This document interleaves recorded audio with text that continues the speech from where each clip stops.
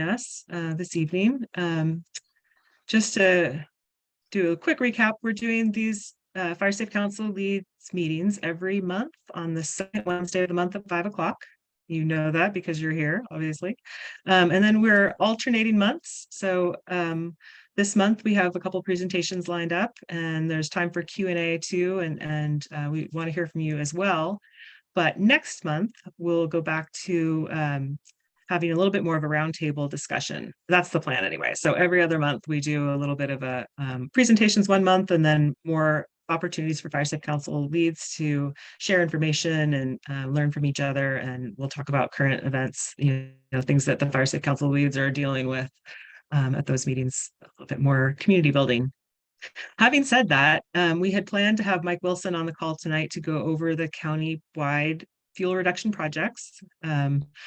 There's a lot going on, and there's a lot in the works for planning right now. Unfortunately, he couldn't join us tonight. After all, there's a lot of last-minute scrambling. We can talk about that a little bit later. But the snow event that we had, you all recall that, did a lot of damage and has kind of thrown a couple of projects into we're sort of reordering and rehashing some of the things that need to be done and trying to deal with a lot more fuels on the ground. Thank you, nature. So there's that. So today we're going to go over a couple of updates at the very beginning of the meeting and at the end, and I have a bunch of links to all kinds of upcoming events that are being hosted by the UC Extension and other partners that are going to really be of great interest, I think, to you and to your Fire Safe Council members. And I want to make sure that I get you guys all the links for those so you can share them around widely. And we also have some field trips coming up. And then today we're going to hear from Eric Hernandez. He's got some updates for us, and then some grazing and fuel reduction from Cori Carlson. So thanks for being here, Cori. And then Jeff Enos from Mount Veeder Fire Safe Council also has some great information about some of the programs that Mount Veeder's been very successful with, and it's going to share some information with you all for that. So there we are. So I'm going to stop talking and pass it off to Eric Hernandez. Thanks. Thank you so much, everybody. Glad to be here. Obviously, it's the last couple of weeks we've been getting pounded by rain, which can be a good thing, but essentially it can also be a bad thing. So one of the things that I wanted to share is part of the messaging that we're conveying to our community members right now as Fire Safe Council leads and members of the Napa Community Firewise Foundation.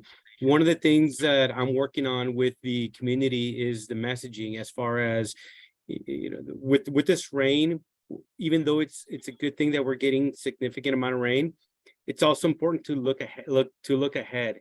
And the reason why I say that is what we're expecting is we're going to have all the annual grasses are going to start blooming, which means we need to make sure that we're letting people know that while we're receiving rain, let's start focusing on the annual grasses. What's our plan for defensible space, for fuel reduction projects? Because obviously we're going to have significant amount of growth for the annual grasses. So that's one, looking ahead.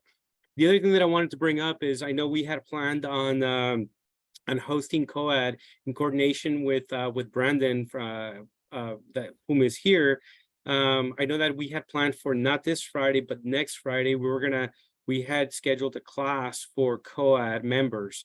So one of the things that has changed is yesterday I'm in a conversation with Celeste from COAD, and one of the things that she was mentioning is it seems like a lot of people are not signing up for the class because of the actual rain. So what she's proposing is that we put a pause to that class and revisit that maybe next month, so that we give people an opportunity to come out when it's not raining. But what I want to propose is, since we have people that are signed up, people that are key people in the community that are looking to get some education, such as members from the Grape Growers Association. I think it would be a good idea with Brandon, with your permission. I still think we should go ahead and host a class as projected, rain or shine. but it wouldn't be necessarily exclusively for the co-ed members. It would be for other members of the public that are looking to for an opportunity to get educated on what is being done, but also how they can implement these fuel reduction projects on their properties that they oversee, and spread the word as far as fuel reduction. Additionally, also we had talked about inviting the Fire Safe Council leads and using this as an educational opportunity, so that we can convey the efforts to our community members in your fire safe councils. So basically, that's what I have right now. The other thing that has come to a question in the last couple of weeks has been the chipping program. So as of right now, the chipping program, we're looking at late April, early May. We're running into some challenges right now because obviously we have to hire. That's not something that is staffed year round, and we have to hire our chippers. The problem that we're running into is that it takes about a month for them to go through the county process so we can get them on board. So that's one of the things that we're projecting, that the chipper program is going to start late April, early May. However, with the amazing work that some of the members are doing with Piper and the cost share program, what I'm advocating for and educating the public is there's a cost share program up to $3,500 that can be used to get that to get your piles ready and for defensible space, but also you can benefit from, and you know, it's free money basically. So it's a reimbursement up to $3,500.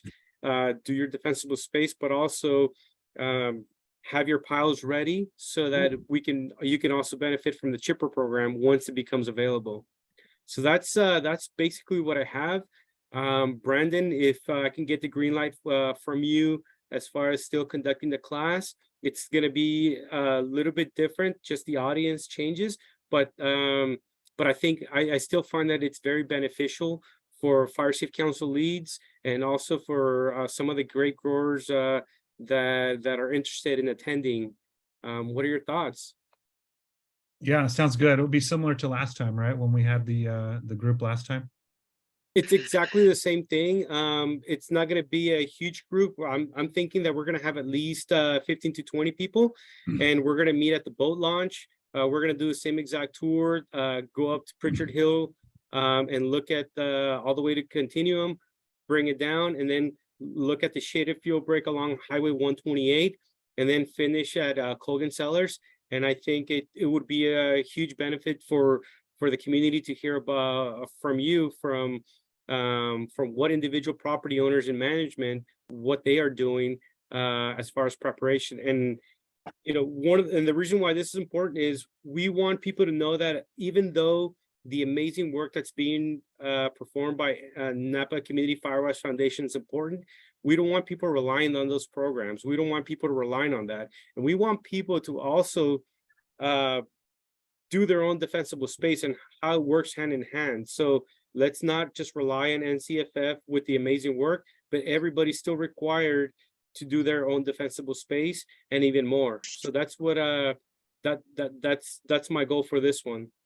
Yeah, no, it sounds good, and it's perfect timing because we just finished clearing a 7 and almost 9 acre defensible space around the perimeter of the property on the downslope, and we've been burning all week, so it looks gorgeous, and the timing's perfect, and it's a coordination between us and our neighbors. And on top of that, if you'd like, I just installed the beacon box at the bottom of Long Ranch Road, and I just received the maps today.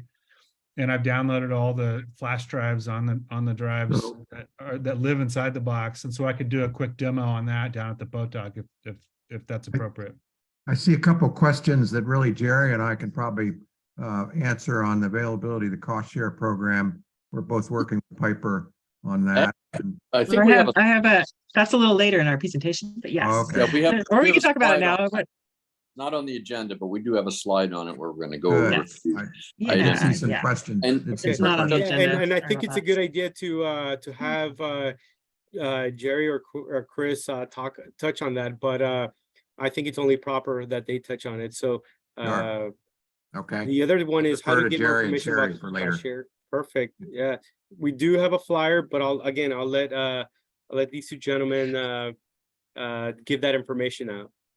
So Eric, when you're talking about a class, it's listed here as a field trip, right? It's one and the same, Friday, March 17th at 10 a.m.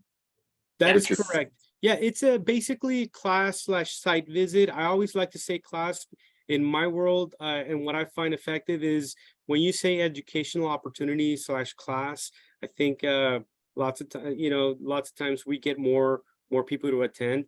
In all honesty, I think that with the amazing work that has been performed on Pritchard Hill, the Highway 128 roadside shaded fuel break project, and then the amazing work that Colgan Sellers is doing, I think that this is a great opportunity to get educated, but also to get some talking points that can be conveyed into your communities. So we meet at the boat launch at Lake Hennessy, is that correct? Yeah, we meet there, and Yes. then I'll do a simple introduction there, and then from there we'll go on a tour. We'll do a caravan, and we'll finish at Colgan, and that will be it. And it's about a 2-hour event, or what would you say? Correct. It's Sherry's actually modifying the flyer with the details. And so once it's ready, she'll send it out. Now that we have a blessing from Brandon that we're still going to conduct it. Sherry, if you don't mind, once it's ready, if Yeah. you don't mind sending it, and then also send me a copy so that I Yeah, can. I was trying to open it right now. I don't have enough bandwidth Perfect. apparently, but yeah, I have it right here, and I'll share it with everybody. I'll append it to the end of this presentation too, and share that all with you. And I just wanted to let you know too that we also have the blessings of Bob Cumby, the FSC lead for Hennessy Rector Fire Safe Council, and they're doing a tour Friday in the pouring rain potentially for Galway Insurance Company. They're doing a would you call that? It's a sort of a symposium tomorrow and Friday with a tour of the work that's been done up on Pritchard Hill and in the Hennessy Rector Fire Safe Council. So they had a bunch of points along the way for that field trip that potentially we can see some of the additional fuel work that's been done up there. And this is tomorrow and Friday? The Galway fire resilience, yes. Okay. It's a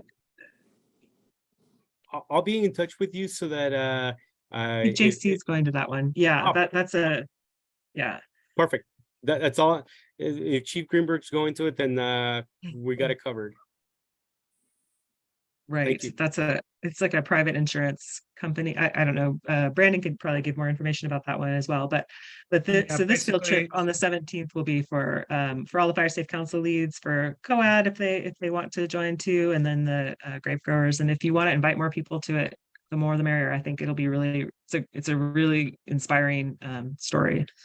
Yeah, we did the same one with the we did the same field trip / class a couple months ago with leadership Napa Valley, and it was very successful. It was very well received. So a lot of people that work inside the city of Napa, which don't get to go out into the county like we do, they came out and saw exactly what's being done. And I do have to say, Brandon, stop me if I'm wrong, but they were very well impressed with the work that's being done. Yeah. Yep. And as far as the program this weekend, Bob Cumby may be able to speak in more detail, but it's my understanding that Epic is a company that is acting as a middleman between insurance underwriters and property owners, business owners like us who are seeking insurance, where the insurance companies are looking at this area and kind of blanking it on a macro scale as uninsurable. And what Epic is doing is showing them that there are properties in the area where people have done the work, and there's communities that are gathering together like us, the FSCs that are gathering together like us, that are putting the work in, so showing them on a micro scale that there are people that are insurable. And it's my understanding that that's what this event is all about. Bob, do you have anything to add to that? No, that's about right. The only thing I would add is just emphasize the community aspect. So they're interested both in what individual property owners are doing but also the notion that what each of us does also helps our neighbors.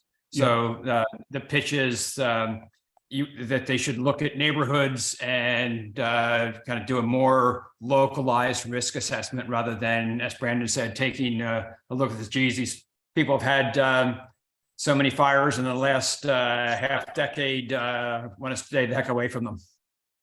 Would love to see some follow-up on how that goes for all of our other FSCs, because certainly we're all united in wanting to kind of leverage much more accurate insurance company assessments and not the blanket categorical modeled revocation. So Bob and others, be happy in our next calls or whenever for you all to provide some feedback on how we can take that valley-wide.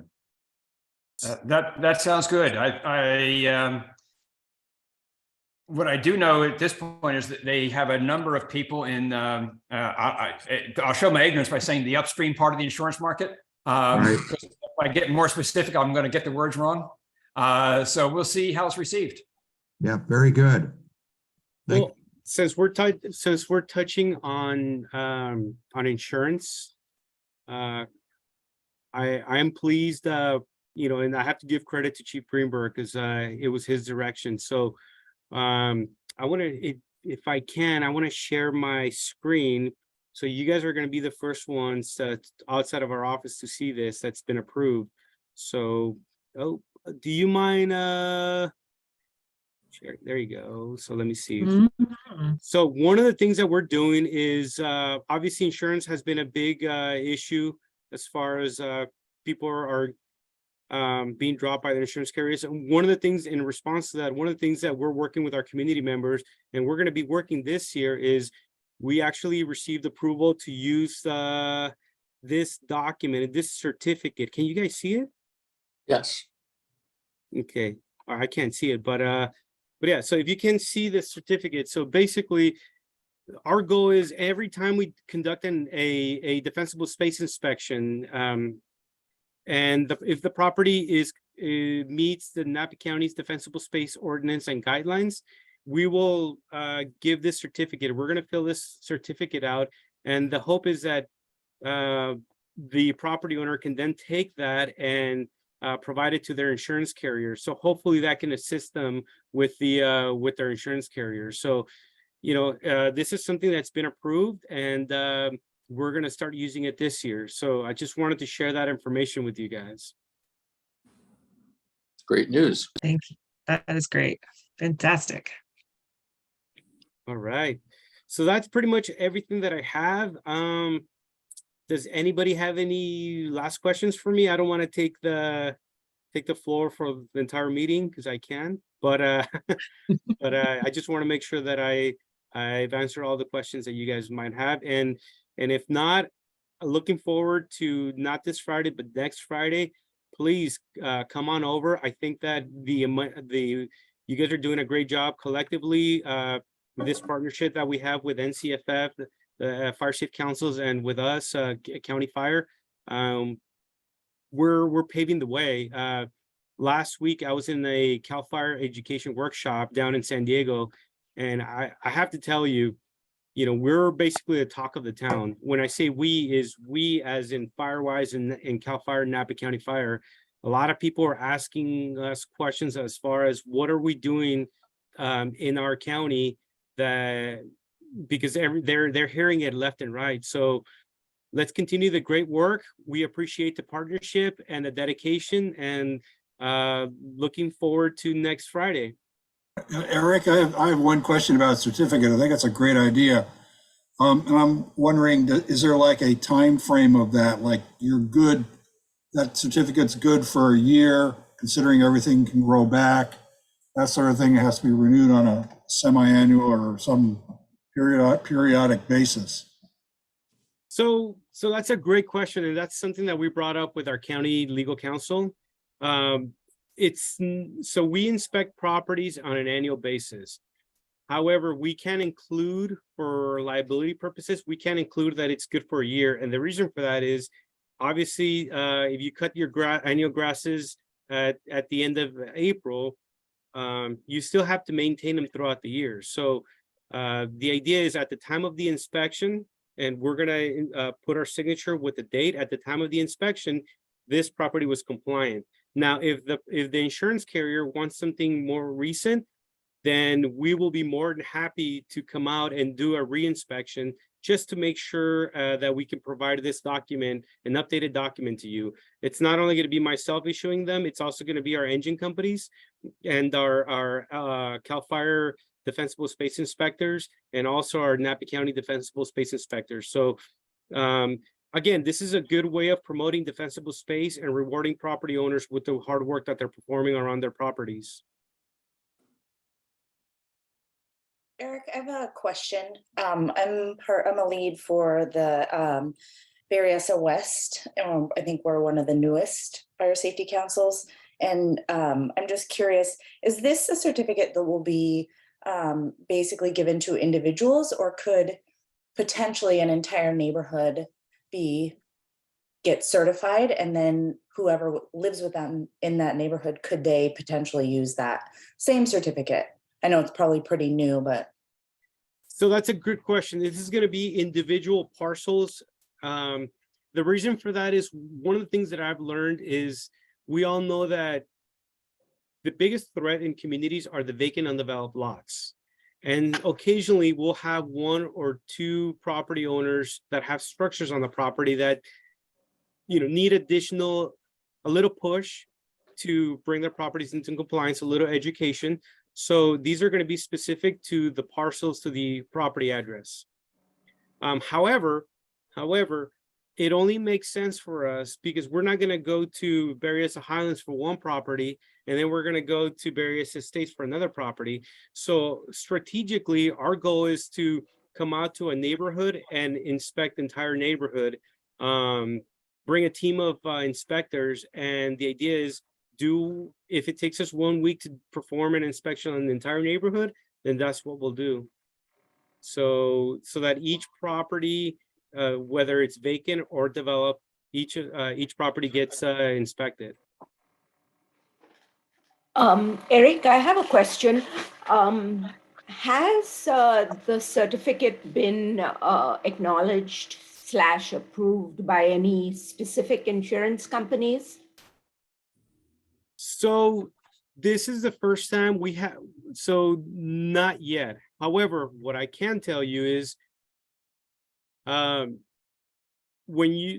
state uses, so outside of Napa County, because not every county jurisdiction has a defensible space ordinance or guidelines. Some counties, what they do is the state, CAL FIRE, comes out and they perform inspections. And so what happens is they use a sheet called LE 100 inspection form. And so there is a checkbox there that says no violations found.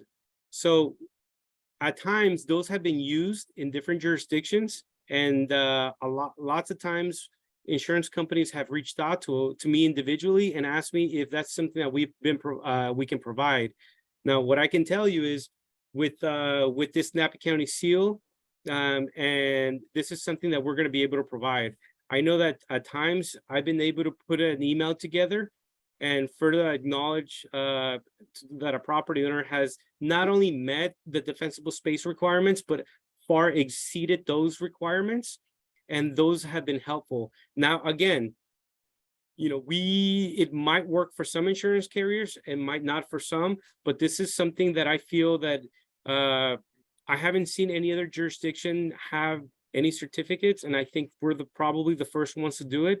So I think that it's going to be very well received by insurance carriers. But it means that we have to be careful when we are encouraging people to sign up for the inspections and to get the certificate, because we can't really tell them that it will guarantee them coverage through their insurance. That's true. Yeah, that's true, Eileen. That is true. But there are no guarantees, but you'll also have the inspection. I mean, you benefit from Other the benefits. inspection, and it might help you. Mm-hmm. Correct. So the way that I promise. As a basically a public information officer standpoint, and from a legal aspect, the way that I'm my verbiage that I'm going to use is in an effort to assist community members with defensible space and with the insurance carriers. Here's a document that might or might not help with your insurance carriers. And that's where I leave it. I don't make any guarantees because Okay. obviously, we could only, each insurance carrier is different. I've seen some insurance companies that are requiring the minimum 100 feet of defensible space. And I've seen others that are requiring 250 feet of defensible space. So at the very least, that's why I'm being very specific. And at the time of the inspection, and the issuance of this document, the property met Napa County's defensible space ordinance and requirements. And it may or may not assist you, but it's hopefully, since we're probably the first ones to issue something like this, hopefully more and more insurance carriers start acknowledging it. Okay, thank you. Good question, though. All right, if Very good. Well, anybody, Oh, we're go good to ahead. go then. Appreciate the time, and I'll see you guys next Friday. Great. Thank you. Thanks, Eric. All right. Thanks for all of that. Next up, we've got Cori Carlson. Hi, how are you? Hi.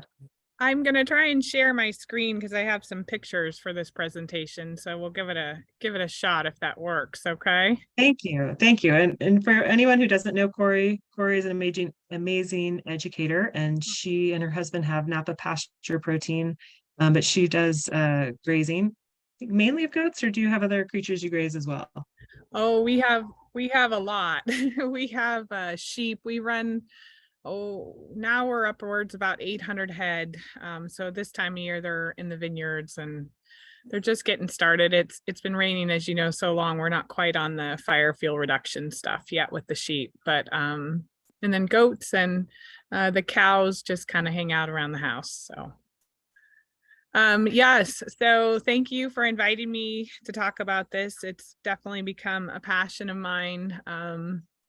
Well, I started in July of 2020, this business, and didn't realize how much it would be needed at that point until the second fire blew through our place. So I'll talk a little bit about that tonight. I'm going to try and present this here. So let's see if I can share my screen. While you're setting that up, Cori, just so everyone knows, we've used Cori up at Colgan. She's terrific. She's highly organized, and her animals are hungry. And we've got her again on the schedule coming up soon. And we've also been discussing a large portion on the Spring Mountain Safety Council side. Thanks, Cori. Thank you. Can you see the presentation or the Prezi? Nope. Nope. Okay, let's try that again. All right, let's try Zoom.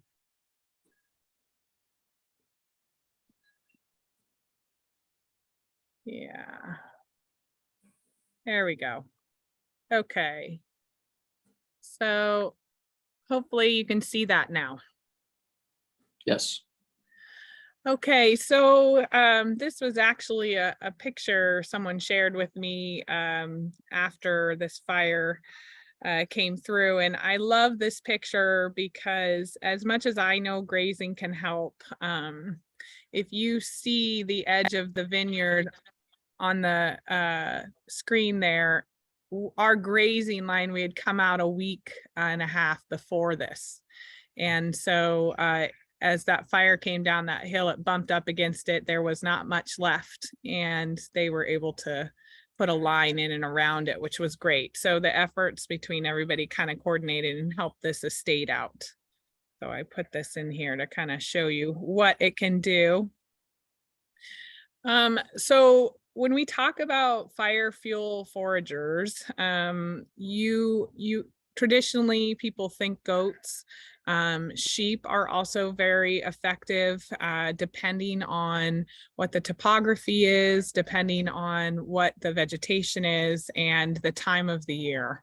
So that's definitely something that I have learned a tremendous amount after going from just, being basically an owner of sheep and goats for 20 plus years to taking them out and seeing what they can do. We've really sort of started to hone in on the best time. So I put cows up there because, you know, traditionally around the hills below the dam, those hills used to be grazed annually with cattle. And for many years, there weren't quite as many fires that ran that canyon. And then for several years, they pulled them off and the fire fuels grew really tall. So I think cattle are also an animal that we forget about that can be very, very effective and helpful on large acreage. They're great for grasses, but they're also pretty helpful with brush. Their big bodies can get in there and break it up a little bit and let some of the light down in, and we start getting more grasses and things like that that are a little faster to manage when we start grazing processes. So I throw them in there as well. There are some people who use chickens for grazing, and if anyone has chickens, you know that that they can clear an acre with no problem. So it all depends on the density of your stock and the time you put them in there. So that kind of leads us to, you know, what they will eat and when. You know, goats especially are actually a lot more picky than people realize. And it isn't that they won't eat certain things. It's just that at different times of the year, certain species have poisonous qualities about them, or they're bitter, or like poison oak sometimes when it'll be less palatable. Although on a scale of 0 to 10, I feel like poison oak to a goat is always somewhere in the 9 to 10 range year round. So, you know, what I did put in here is this profiles of California brush, because when you go to look and say, okay, I have, you know, a lot of toy on, or I have a lot of bay, or I have whatever it is you have, there isn't a lot of good information about whether a sheep or a goat or a cow will eat it. In fact, you'll find articles that will say that toyon is poisonous and should never be consumed by any grazing animals. Well, that's not exactly true. It's just that certain times of the year, toyon is poisonous with its red berries and should not be grazed, but the goats know that and tend to not eat it. In the fall, toyon's palatable again and they'll eat it down. And so it's that's where it comes to when is the important part. Another thing, a lot of these profiles for brush and other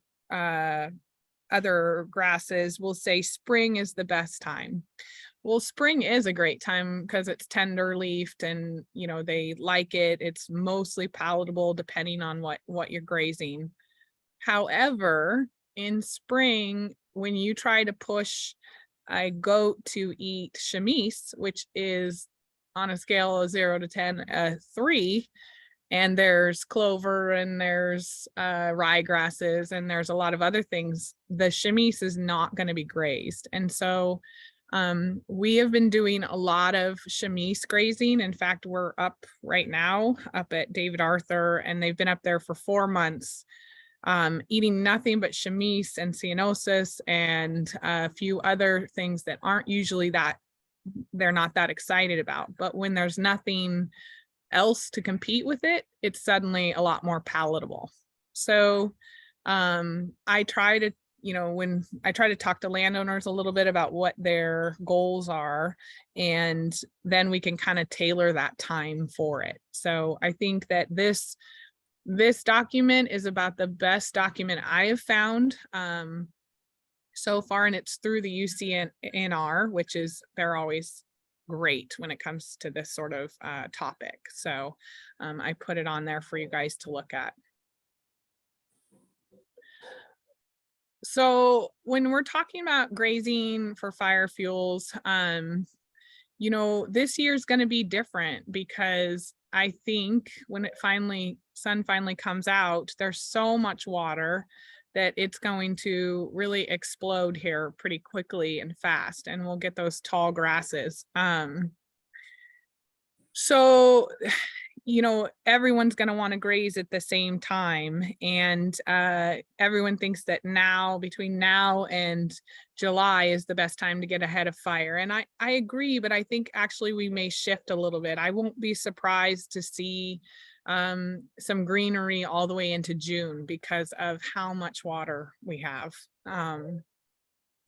And depending on what grasses, you know, your star thistle will poke its head out after everything else has dried up, and then star thistle will come on pretty strong. So depending on what your seed bed looks like will depend on how long or late in the season you can really push it to get ahead of the fire season. So so the process is, you know, match graze is a great tool that that they put together here in California that can help match people up with grazers. And it generally it'll allow you to find people who have, you know, say you think you need sheep or you need goats or even cows. And you can look in your area and find someone in that area who's available and who, you know, will call and say, yes, I can come down. The biggest issue, so the reason I think that more people have not matched with the local farmers as much is because most of my clients do not have fencing that will hold livestock. And so you have to know how to put in temporary electric fencing. And it can be a bit of a steep curve in the beginning. And you also should have, you know, animals, once they learn about temporary electric netting, they're great, but it is a process. And so if you're going to use it, or, you know, you have a plan like, hey, I'm going to buy 50 sheep and put them out on my hillside with some netting, they're probably going to be out on your neighbor's property the next morning. So, and that's just because they weren't raised with it or trained on it. And so I encourage people to like find somewhere that they can use a permanent fence as a boundary and then teach animals about the electric netting first. It saves with a lot of escapes. So whether you choose a grazer who does it for a living, who should have animals that are trained to it by then, they will come in, they will set up your, you know, the temporary netting fences. And a question to ask them is going to be, you know, how dense are we going to graze this? Are we going to put 30 animals on, you know, 10 acres and they're going to hang out there all spring? Or are we going to put 300 animals on it and we're going to get done in a week? And so they should be able to communicate that with you. And then also, depending on what you are grazing, ask whoever you're bringing in, you know, like, well, what, you know, are you bringing sheep and goats? Are you just bringing goats? What do you think? Do we need both? Do you have both? Things like that. And that'll give you a better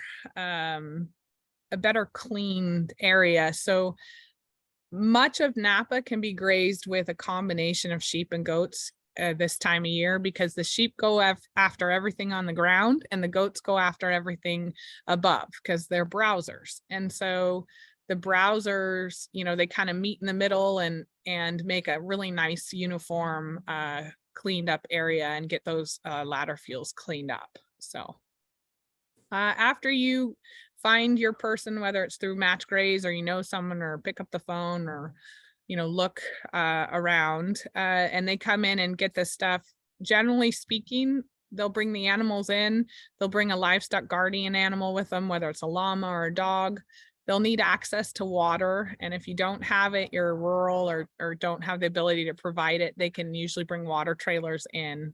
And then some people use herders who stay with the animals the whole time, and some don't. It just depends on, a lot of times, the exposure or risk that they might have by leaving them without someone there. So they'll kind of talk to you guys about that. And then, you know, I think an important thing to remember is that they are animals and they do not eat like a lawnmower. So they will typically get in there and they will run around and find all their favorite stuff first, and it'll look like a patchy quilt. And then the grazer should know about how long they can push them to kind of clean up as much as they can, but they shouldn't push them past that, because that's when you get escapes. It's when you get erosion. It's when bad names for this industry occur, you know, and I have seen where stock has been left too long or too high a density, and it can cause a little bit of problem afterwards. So it's really important to communicate, you know, what you want the place to look like, but then also have realistic expectations that the animals, you know, they are animals. So there will be some leftovers. So does it work? So this is my neighbor's place, and it's actually our ranch on the back side, a part that it's a family-owned ranch, and for many years they had refused to allow me to put animals on it. And my neighbor had goats, and everything behind is black, as you can see, and you can see what his property looked like. So does it work? Yes. And have you guys seen it work elsewhere? Probably.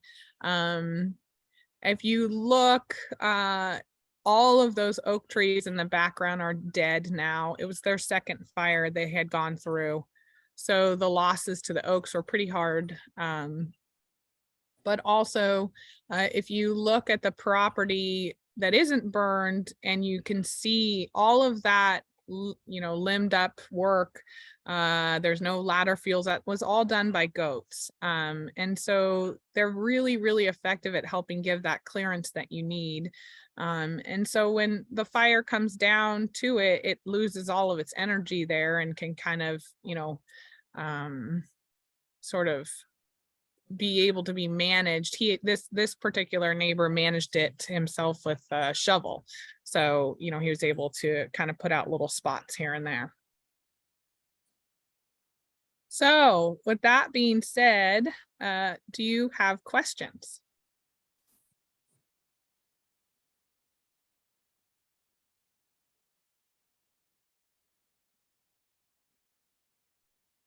I have a question. Yes. When you were speaking about the electric fencing and stuff, is that Yeah. something that the landowner is supposed to provide, or do you come with it? When you're talking about training the goats to respond to the electric fencing, do you provide that when you arrive with your herd? Yeah, that's a good question. So I do this for a living, and so yes, I bring everything. I bring everything we need, depending on the situation: the sheep, the goats, the trailer, the temporary electric fencing. They've all been trained and raised from babies up. So yes, we do, and most grazers do that. Sometimes people will hang out a shingle and say, oh, I've got 20 goats, I'm good to go. And then sometimes you'll find things maybe don't go quite as you expect. So those are good questions to ask whoever you hire. Are the goats or sheep protected from natural predators in some way? Yeah, so I use two forms, well, actually three. So the first, one of the best protections against coyotes and dogs and things of that sort is the electric netting itself. So it's I've never knock had a coyote or a dog get through it. It is hot and it hurts, and that's usually enough. In this picture, you can see there's a pretty big shaggy looking goat, but it's a llama. And she helps as well. She helps me with dogs and coyotes too, but she also helps with people. So depending on the exposure we have, and if people are thinking they want to get in there, she will not let you come in there without a little bit of some behavior that generally scares people off. So she works great. I can concur with that statement. Yeah, She's there you go. Quite scary. Moana the llama, she's scary. And then finally, I use a livestock guardian dog, especially especially lately, the predator pressure has been really, really high. And so even down in the valley floor, we've had lions coming in. And so the llama is not, I mean, they help, but they can't prevent a cat from coming in and taking one. So we are putting livestock guardian dogs with all of our flocks now. Hi, Cori. I have a question. Yeah. All your information has been amazing, so interesting. Thank you. Have you by chance done any grazing on BOR land, or is it predominantly property owners, just regular people? I primarily have done most of our grazing for around here on property owners' land, but we have done some parks in Santa Rosa. I have, done a little bit in the early on years. We have a lot of returning clients, and so I have tried to keep as local as possible. So I stay now in Napa County exclusively. So I'm not doing the parks outside of here as much. But yes, it's possible. I mean, we have enough animal units to graze larger tracts now. Thank you. Mm-hmm. Cori, thank you. This is David Zapol from Atlas Peak. Oh, hi. It was wonderful presentation, and my question to you is, how far out do people have to plan to have you around? Yeah, that's a good question. So I typically reach out to all my past clients in January and say, hey, let me know. I want to keep a spot for you. And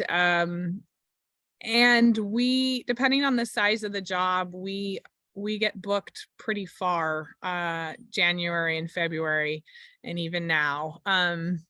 I do work with a couple grazers on occasion, and I'll say, I can sometimes refer them if we're booked out.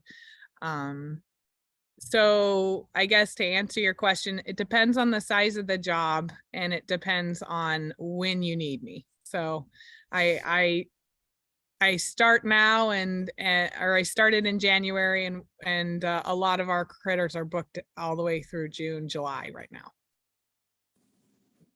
Wow, thank you. Mm-hmm.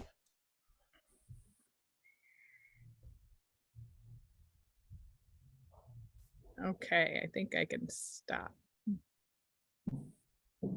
I do have one more question, and I suppose it's about choosing the timing. I've heard about people who've grazed, and then in the spring, and then suddenly midsummer, there's a whole nother set of things that have grown up. Yeah. I guess a landowner would just try to work with you and time it so that you could just graze once and get the best out of it, get the most advantage out of it for fuel reduction. Yeah, so it, definitely May, June are really heavy grazing seasons, because typically you can get a good graze. Like I said, this year, I think it's gonna push further into July to slow that growth down. We have gone back on occasion, but it depends what you're grazing. If it's pure grass and we get a rain after we leave, you're gonna get more grass. You won't get maybe as much, but you'll get more. If it's brush or it's something that the animals have really stunted the growth, like we did one last year, and they won't need us this year because the animals did such a great job. They really took the fuels down well, that they, it may be in every other year. And that's kind of what happens is, the first couple years, you really have to come in maybe annually, and then you start to extend that period depending on the topography.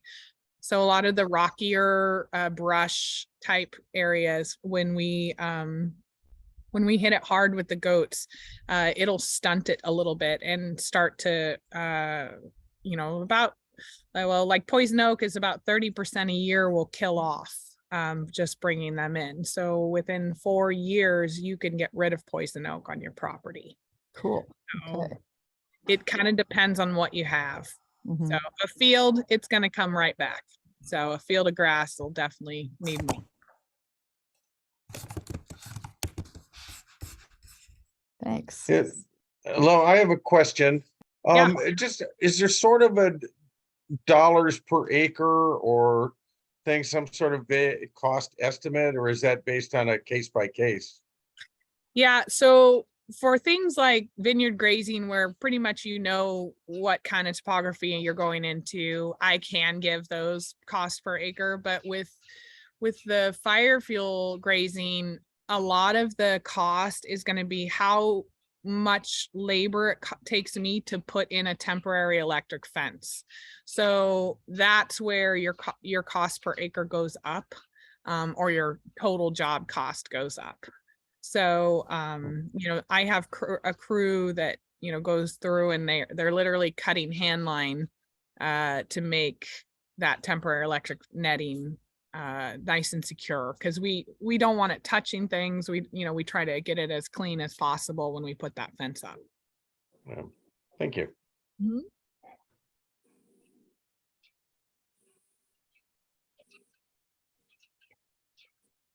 Well, thank you for inviting me and giving you guys the opportunity to talk about this. I'm always happy to chat more if you want, or show you, give you some ideas. I don't need to graze all the land, so I'm happy to refer people to if you're looking for someone. So. Thank you. Thank you very much. No problem. Sherry, you're muted. Oh gosh, sorry about that, everybody. Thanks so much, Cori. Thank you for joining us. That's so it's really great to learn about that as a tool and the ins and outs and what it does and doesn't do. So I really appreciate it. And if you don't mind me sharing your contact information along with the rest of this presentation, so people can reach out to you if they have questions. Next up, we're going to do a quick overview of the Defensible Space Cost Share program since it came. You're muted again, Sherry. Too small. I can't see what I'm doing. There we go. All right. Next up, I'm going to have Jerry and Chris give a real brief introduction to the Defensible Space Cost Share Program update. It is under construction right now, so this is just since Eric brought it up, especially just a little information for you, so you know it's coming. And my Zoom or my presentation crashed while Cori was presenting, so it's in a bit of shambles, but I'm going to share anyway. And here we go. So Jerry, take it away. All right, so we put together just a few bullet points, and if I'm missing something, Chris should jump in. But I think you've heard already that we have done a proof of concept defensible space matching grant program up Valley, Calistoga and St. Helena areas. And now we're planning to roll this out with a new countywide program. We're looking at a soft launch by the end of March. We're very actively working on the rollout. One of the things that has taken some time is we're bringing on a new third-party assessment company that will go out to properties when we have an application and do a very comprehensive look at the property and come up with a report that will include a prioritized list of defensible space and home hardening recommendations for each applicant. And one of the important things here is that it will be prioritized so that people can do the most important things first. We are all cost constrained when we look at things like defensible space work and home hardening. The recommendation will include both of those, but this program is primarily focused on defensible space work. Although Eric says it's free money, it's only half free money. We are enhancing the limits of the program up to $7,000 per property. And like the original program, it has a 50% match. So in this case, up to $3,500. So you will be getting the work half paid for with quote free money, but there is participation required by the resident. The focus is, like I said, on the prioritized list of things to be done, and that's primarily going to be in the 100-foot zone around your house. And also we're expanding the definition of prioritized work to include work that might be along your driveway, along the ingress and egress as well. So even if you've done good work around your house, but still have some work to do along the ingress and egress areas, this program will be available for that. We have a match increase for low-income residents. So that match can go from 50 to 75% if income is below certain thresholds. Right now, for a single person, that's $80,000 a year, or married, $160,000 a year. We have two tranches of funding, one that we need to use up rather quickly this year, and a second tranche that's available over the next 2 years. We expect, like I said, to roll this out hopefully by the end of March. We've got to get it out for spring cleaning, so to speak. Certainly we'll be advertising this on the NCFF website, on these meetings. We're going to be doing some more comprehensive advertising and marketing throughout the valley with some banners in some of the towns, things like that. But we're also going to be looking for the fire safe councils to help us get the word out to the residents in their area. So that's a brief overview, and stay tuned for the official rollout. Chris, do you have anything to add? Yeah, no, that's perfect, Jerry. I might kind of focus on your last comment, which is I think that we will have some digital and hard copy handouts that basically give everybody in one short handout the detail on how to apply for the program and get reimbursed. And I got to compliment Jerry because he's done a lot of work to streamline the application process so people can get approval very quickly based on an assessment of what the first things first are that they can do for defensible space. We'd like to ask that all the fire safe councils that are interested basically use our handouts for marketing and send to your contact lists, because we all together have a knowledge who could most benefit from this. And so Sherry, I think, and Jerry, and as a future FSC meeting, when we're ready to roll this out, I think we can mechanically get the materials to each of the FSCs. So hopefully they can also, the same time we're rolling it out at the higher level, FSCs can share with all your contact lists, because it's so important to get this work done before or in the very early part of the fire season. And that's all I would add. It's really a great program, and you can't do a huge amount of home hardening, but with this increased sharing that we're doing, as Jerry pointed out, you could do quite a bit of the 100-foot work that a property owner may not have done earlier, or add to what you've done earlier, such as Jerry pointed out, driveways for evacuation access. That's all I would add, Sherry and Jerry, but great summary, Jerry. Jerry and Jerry, this is Gretchen. I'm really sorry that I jumped in late. The one thing I wanted to ask is, in addition to handing out materials or emailing people, did anybody emphasize the added benefit of working together as a neighborhood to get contiguous defensible space, and that makes the applications even more competitive? Yeah, we might just mention you can do group applications with the contiguous parcels, right, Jerry? Yes, and that's a good point. I'm glad you brought that up, Gretchen. Because I don't know, for example, if you're being targeted and proactive, if you would go to a group of like a small part of your neighborhood, FSC, people may know each other, are already very cooperative. or that are on the WUI in the high danger area where you could hand out flyers, right?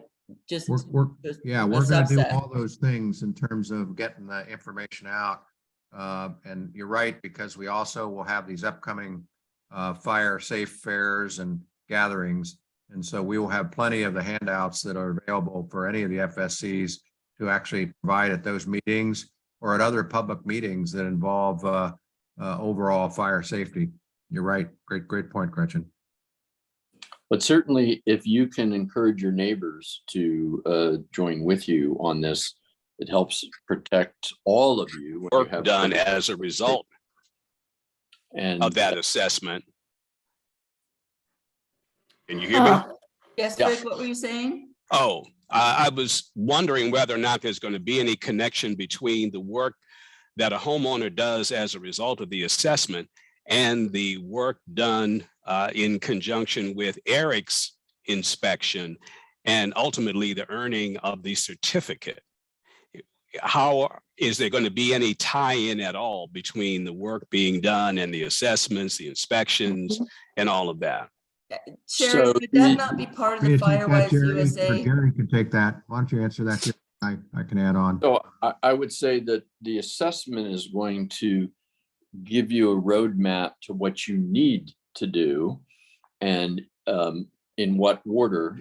And what Eric will do is after the work is done, he can come out and certify that your property meets the defensible space requirements for a county. So one's before, one's after. Okay. Right. I think he's asking basically if there is more of a benefit demonstrated if groups of people do it together. I mean, in a practical matter, yes, but I'm not so sure, Sherry, that doesn't actually help with the Firewise USA certification for the entire FSC to demonstrate a certain amount in compliance with their Well, the DSpace. way that works is you have certain action items for your fire safe application that you have to do annually. And a lot of them, Gretchen, as you point out, are focused on individual neighbors and neighborhoods doing defensible space type things and emergency response preparation. So yes, indeed, if you've got a fire safe application or a certification, it likely will include defensible space activities that you need to do each year. And basically an FSC can in effect take credit for what they do to help with this defensible space program. You're right. So everybody in the FSC would benefit from that certification at the FSC level, but that will still take tracking and what people do individually. That sort of gets amalgamated, and then you all get credit as a fire safe council if you track your metrics. Right. Yeah, So and it is true that we're that talking is. about a couple of different things here. We're talking about the assessment that is part of the DSpace program, which Right. is what you're doing, kind of giving you a roadmap of what needs to be done. We were also talking about a new form that the fire marshal is going to offer, certifying that you've done the work. And then thirdly, there's a community-wide or an FSC-wide certification that you can do that you can get as a Firewise community that could also be helpful with your insurance. So both the individual certificate and the community-wide certificate, two different things, but both driving to the same end of hopefully making insurance more available. Absolutely. All right. Well, thank you. Okay, thank you, everyone. This has been really helpful. And a quick question. A quick question. Do we have a group of vendors that would be able to provide competitive services under this program? Do you mean Eileen, the assessment or the work? No, the work itself. We do have a list. Yeah, go ahead, Sherry. Go ahead. We have a list of vendors, but obviously we don't endorse a particular vendor for the work that you need to do for your defensible space. But certainly we have lists of vendors and those other contractors that are available for you to solicit for at least 3 bids for the work that you want done. Perfect. Thank you. Exactly. Yeah, I'm I happy don't to share know, but that. there's a likelihood that if you do band together as a neighborhood or a street, there may be some cost savings that way, because it's certainly more expensive for them to come out one at a time than to group a project together.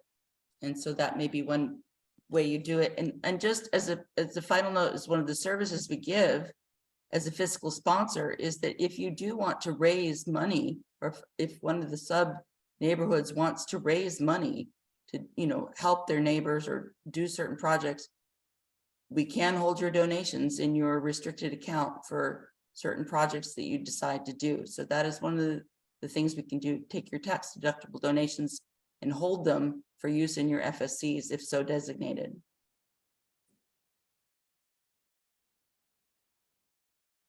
Yeah. Yes, lots of good opportunities out there, and we'll be excited to share this with you in the very near future, to share with your fire safe council leads or the rest of your fire safe councils, and help get the word out and help so people can get the defensible space work done if they need some help. And on that note, Jeff, can you stay on a little bit longer? I know we're going into overtime once again. There's always so much to share. But if Jeff can stay with us a little bit longer, we've got Jeff Enos here, and he was going to talk about another way to help get more defensible space in your neighborhood. I'm still sharing. Uh-oh. Okay. Oh, yep, there we are. Yay, Jeff. Do you mind staying on a little bit longer? No, that's fine, Sherry. I don't mind at all. Yeah, Thanks, this everybody. is Jeff. I'm from the Mount Veeder Fire Safe Council. I've been there for about 4 or 5 years now, and I am the community outreach public education program or project manager. The Mount Veeder Fire Safe Council has a number of different avenues that members of our community can access to help them with their defensible space. And one of the ones that we're really happy with is something called Neighbors in Need. We've had this for quite a long time, where we will get donations from sponsors and say that we will put this in a line item specifically for neighbors in need, so they can actually see where their money is going and feel better about it. There are some guidelines right there.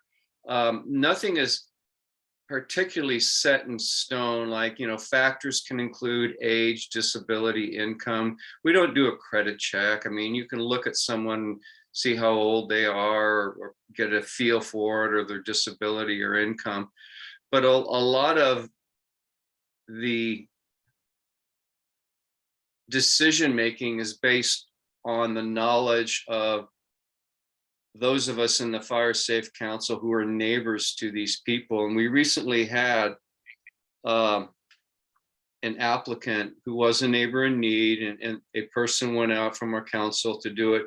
And I don't know, Sherry, did you have the letter from that person? It's a long letter, and I don't, these are just some pictures showing what was in this applicant's yard. But this was a really interesting one for us, in the sense that they themselves, the applicant, around their house needed to have help doing the 100-foot of defensible space. And what we do is we'll give them, not give them, we have a contractor go out and do, usually, you know, the money amount has been growing, but, you know, it's now like $5,000 or $6,000 worth of work that we receive as a donation from these donors.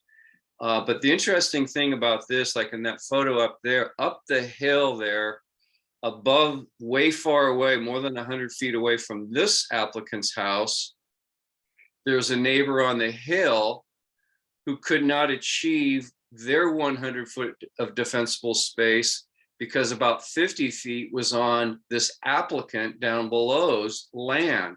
And the way the county code reads is that the property owner down below is responsible for either removing the fuel to allow that neighbor to have 100 feet of space, or let that neighbor come down onto their property and clear it themselves. Well, this neighbor couldn't do either. And so we went out there and we did it all. We provided 100 foot of defensible space, free of charge to that person. We have our own contractors that come out. Then they went up the hill and cleared about 50 feet downhill, so the neighbor up above could then therefore have their 100 feet. Well, the neighbor down below wrote this letter, and I don't expect all of you to read it all because it's kind of long, but maybe you've read it while I've been talking. But this person was very, very, very grateful. And we're going to use this as like a testimonial, keeping the privacy of the applicant, you know, in mind.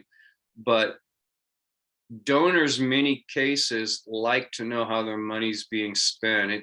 It's not only a tax deduction for the donor, but it's a feel-good kind of a thing to know that, hey, yeah, my money's being used in a worthwhile way. And we knew these people. They were residents. This wasn't a second home. And then last Saturday, we had 2 more applicants who saw all this work. Well, it turns out these other 2 applicants, it's their second home. They're not even residents. They don't live there. And based on the knowledge of the community, the Fire Safe Council, who know the people in their area, they know that these are just part-timers. You know, you make decisions. Are they people, the applicants, people looking for free labor, free money, free work, or are they truly in need? So you make judgment calls, and in which case, these 2 particular people, it's not their primary home. They're hardly ever there. We decided not to award them the neighbors in need money. But that's one of the things that we do, and it really is beneficial because the neighbors talk to each other, and then the Fire Safe Council starts to become known. And I can't stress to you how important it is that Fire Safe Councils are vital. We're grassroots organizations. Everything starts with the Fire Safe Councils and the people. Everybody matters. And this is a really good way that we have found to help our community. We've been doing it for quite a while. We have other methods and other things that we've been doing at Mount Veeder.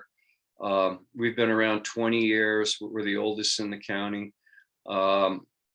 We've gone through different changes of leadership. It kind of goes, it ebbs and flows with the people who are part of the board. And as all of you know, it takes dedication. No one's paying anybody to be on Fire Safe Councils, and a lot of people are working full time and everything. So it's one of the things that we do. Another thing that we do still is, a while ago we got a grant from CAL FIRE, and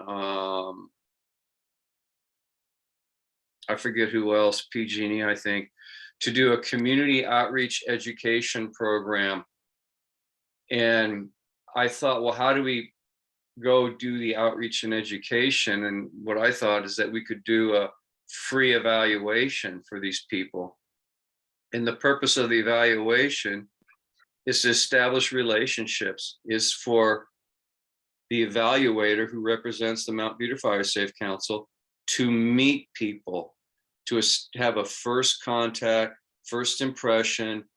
And so these people who've never heard of a Fire Safe Council can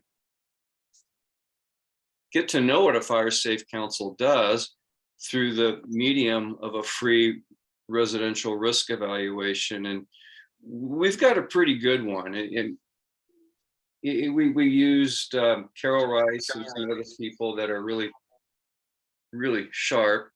And our evaluation is probably one of the best around. And it really helps us to help the people. And one of the things that we want to do is we want to educate, inform, and allow members of the community to increase their knowledge base And then with that increased knowledge base, they can then reassess what they thought was a priority. And it's interesting. We've done well over 100 of these evaluations. And one of the things that I found sort of interesting is that a lot of people think that they have water that's available for the fire service because they say they've got a pool. Well, the fire department really likes to be able to get within about 20 feet of that pool so they can drop a hard suction line into it. In many cases, their pools are so far away, it's on terrain you can't get to. Bottom line, the water in their pool's not available, or they'll have a water tank, but there's no valves, there's no connections, there's no nothing. There's just a tank of water sitting there. And no way for the fire department to get to it. So a lot of people are misinformed. They don't understand. And so they're thinking that they're golden, but they're not. And I need to get off my soapbox as I'm going to start taking too long. It's getting late in the evening. But our evaluation has really helped us get to know the members of our community. And now Napa Community Firewise Foundation, Napa Firewise, we're doing projects out there in our area where the knowledge that we have of our people, it's helping. We're able to go back to these people. They know neighbors, they spread the word, and it's really good. So we're developing a really good contact list, which we feel is essential. And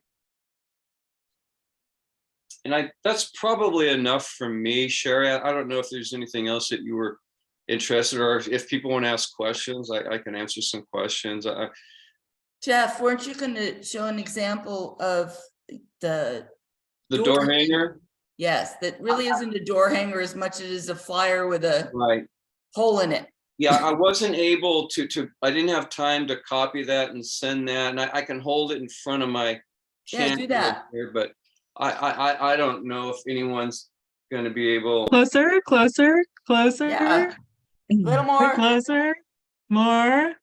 So it's on cardstock, right? And you punch a hole in it and then you tie it to things with. Yeah. Okay, Gretchen, I'll build on that. Yeah. So based on our evaluations, and this was part of our marketing campaign too, is this is on hard cardstock.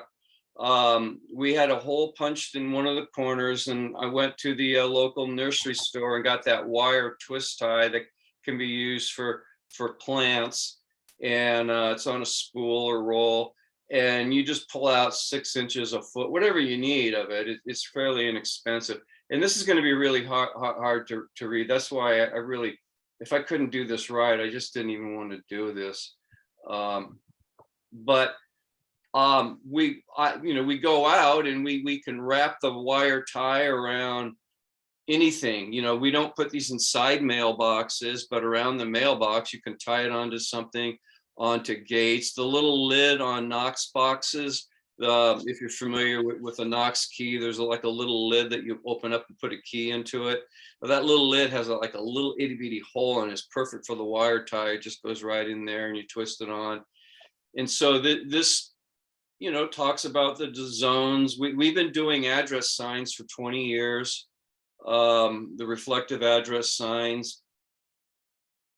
Yeah, that leads to another thing. People think, oh, I've got address signs, but I'm a retired firefighter. I did this in the field, so I know what it's like to be driving along a road. My headlights are shining straight ahead.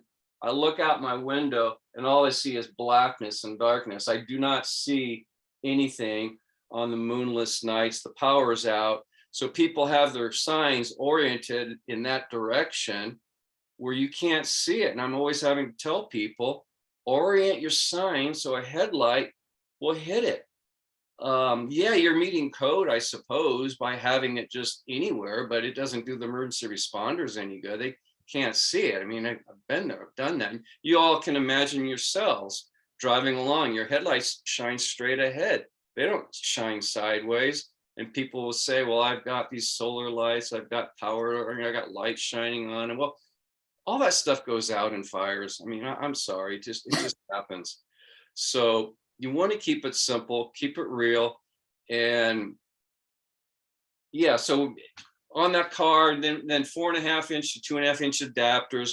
We found during the fires that a lot of the wildland units, they'll roll up to the houses, which have per code for the private fire hydrant, a 4.5 inch outlet, which is designed for max water, for max fire flow, for a big house fire. But most of the wildland units don't have these adapters to go down to like 2.5 inch. And so the wildland unit comes up to your hydrant and they can't get water out of your hydrant. That's another thing when I'm talking about water. Well, I got water, but yeah, not everyone can get it. So Jeff, would you be able to scan that and maybe Sherry could?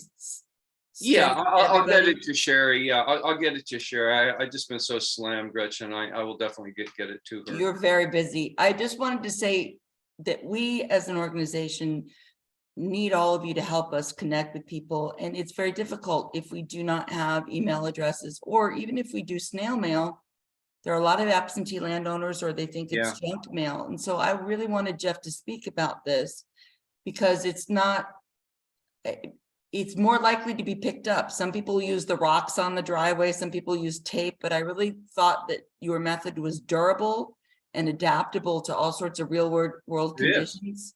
And that you also use that as a mailer. So you can use it for multiple purposes. Yes. And Gretchen, it's all of the above, not just once. We use door hangers in our most vulnerable neighborhood on the west side of St. Helena. And out of probably 200 door hangers, we only got about 20 pickups of people who actually wanted further information on defensible space. And quite a few of them had already done their defensible space work, so they were looking for more for validation. So it's not an easy or even sole marketing tool.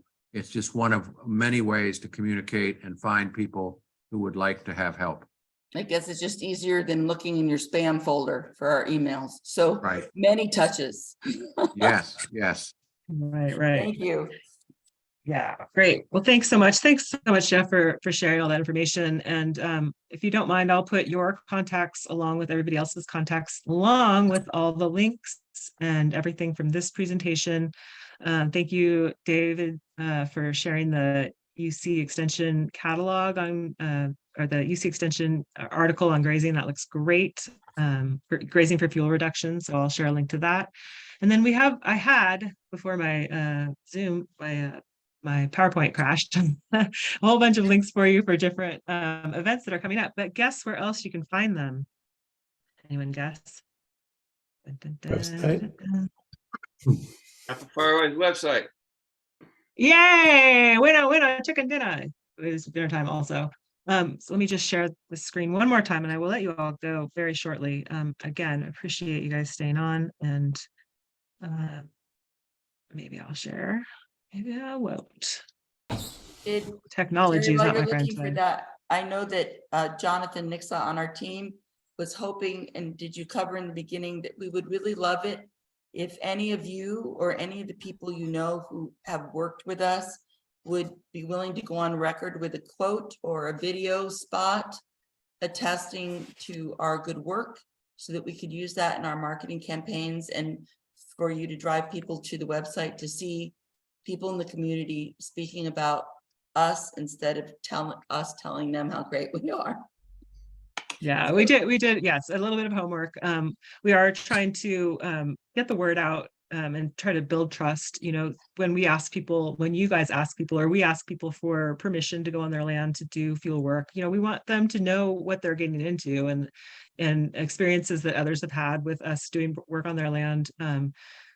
As long as they're good, it would be wonderful to share, because, you know, people don't know what to expect, and we really are there to help. We want to help make the community safer from wildfire with whatever funding we can scrape together to do the work. So if you guys can help us with testimonials or photos, inspirational photos too is your other homework assignment. If you send me photos or stories of anything that you find inspirational in your Fire Safe Council, anything that's happened, people doing good deeds, good beautiful landscaping that's fire safe and good, especially that 5-foot ember free zone. That's really going to be important to socialize, and it's a little bit of a stretch for people right out of the gate, but once they start seeing how beautiful it can be, and that it really is one of the most dangerous parts of your home in a fire because of the embers, etc. So as you all know, but sharing that information with us, you can send it to me and or Jonathan, and we'll compile it and try to distribute it and make sure everybody knows all the good things out there. And then you can see my screen now. So this is the Firewise website. I'll scroll up in a second, but I wanted to let you know there is a post-fire forest resilience workshop that UC Extension is going to be hosting. It's a class, so it's Thursday nights from 6 to 7:30. And then some in-person field trips out to see the forest destruction and what's being done about the dead trees. So this should be a really interesting class. It's local. This one is specifically for Napa residents, and we'd love to have you guys share that with your people too. And I'll send, you have the link obviously to the Napa Firewise website, but I will send the flyer around for you to share as well. And there is also a class for teens. Scrolling up on the up in Angwin, youth fire science information, hands-on with fire and learning about fire career paths. So that'll be going on locally too. If you have any younger teens in your lives that might like that. Fire Resources Affair, can't say that enough. That's coming up April 11th. If you want a table at the fair, please send me an email and let me know. We're going to have a Fire Safe Council section at the Fire Resources Fair, so we can share information. If you want to come help staff the table and just meet people and see what else is going on there for a little bit, that'd be amazing. If you have any hands-on demonstrations you'd like to do, I know Silverado Fire Safe Council, I know Atlas Peak Fire Safe Council would like to advertise the fundraiser they're doing that will help support their Neighbors in Need program. So they'll be having a table, and I've heard from Silverado Fire Safe Council. And who else am I looking at here? Anyone else that would like to have a table or extra space at the table? Let me know. So that's coming up. And then there's just a whole bunch of things. There's going backwards through time here. Next week, there'll be a really interesting presentation, I think, about wildfire in the Napa, Sonoma, Lake County, kind of a historical perspective and how the landscape has changed through that time with the historical ecology, which is my personal super interest. I think That it'll the be a good one. Pepperwood, Yeah, Tasha it's Common through Mountain is Pepperwood. also on the WIC. Yeah, okay. Yes. So you can sign up for that. It'll be on their YouTube channel after the fact, but if you can join live, there's that too. More information on grazing. We've got just a ton of things on the website now, so feel free to come visit the calendar section of the Napa Firewise website. And if you have anything going on in your Fire Safe Council that you would like to announce, advertise, put the word out, let me know. We can throw it on the calendar or send it directly to Colleen. The other way, but we're here for that as well. So this has been a much longer meeting than I think any of us anticipated, but lots of good questions. And if you have any other questions, please share them now or send me an email or call. We're here for you. We really try to be here for you. And if you have any concerns, questions, needs, please, I know many of you already do this, but please don't hesitate to call or email me or Jonathan. And again, I'll share that information. And I think Jerry has also offered to field calls and questions as well. So be sharing some emails and information. Again, we'll have this recorded if you want to share it with anyone who couldn't attend tonight, and all the flyers and information I will be compiling and sending to you hopefully by the end of the week. Good job, Sherry. Thank you, Sherry. Thank you, Thank Sherry. you all. Thanks so much for Thanks, being everybody. here. Thanks, and thanks for everything you do when you're not with us on Zoom. Thank you, We Sherry. couldn't do without you. Yeah, well done. Thank you. Thank you. Take care. Good night, everybody. Bye. Good night. Good night.